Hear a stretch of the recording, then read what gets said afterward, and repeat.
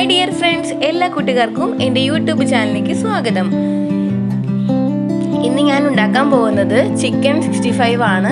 ഞാനിവിടെ ചിക്കൻ മേടിച്ചുകൊണ്ട് വരുമ്പോൾ തന്നെ കുറച്ച് എല്ലില്ലാത്ത പീസ് നോക്കി മാറ്റി വെക്കും.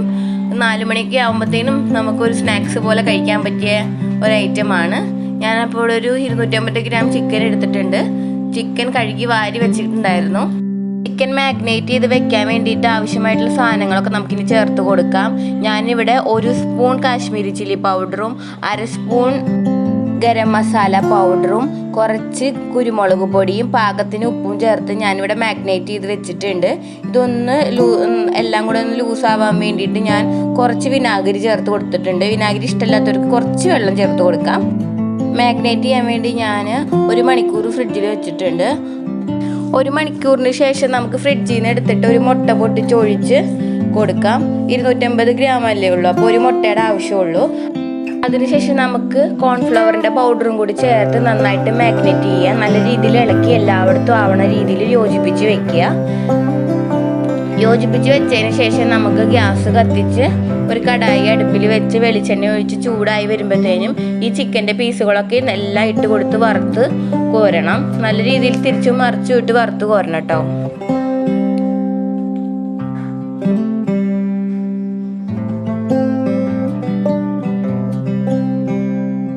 ഇത് ഫ്രൈ ആയിട്ട് വരുമ്പോഴത്തേനും നമുക്കൊരു 10 അല്ലി വെളുത്തുള്ളി എടുത്ത് നന്നായിട്ട് കഴുകി വാരി അരിഞ്ഞ് വെക്കണം. വെളുത്തുള്ളിയും പിന്നെ വറ്റൽമുളകും ഒന്നില്ലെങ്കിൽ മുഴുവനോടെ ഇടുക, അല്ലാന്നുണ്ടെങ്കിൽ ചതച്ചതുണ്ടെങ്കിൽ ചതച്ചിട്ടിടുക. കരിവേപ്പിലയും സോയാ സോസും ടൊമാറ്റോ കെച്ചപ്പും ഞാനിവിടെ ചേർക്കുന്നുണ്ട്. അതും കൂടി എടുത്ത് വെച്ചേക്കുക.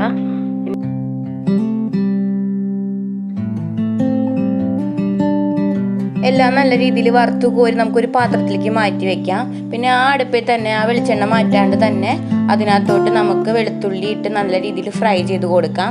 വെളുത്തുള്ളി ഒന്ന് മൂത്ത് വരുമ്പോഴത്തേനും ഞാൻ കരിവേപ്പില ഒരു തണ്ട് ഇട്ട് കൊടുത്തിട്ടുണ്ട്. പിന്നെ വറ്റൽമുളക് ഞാൻ ചതച്ചതാണ് ഇട്ട് കൊടുത്തേക്കണത്. അതും കൂടി ഇട്ട് കൊടുത്ത് നല്ല രീതിയിൽ മൂത്ത് വരുന്നത് വരെ ഇളക്കി കൊടുക്കുക.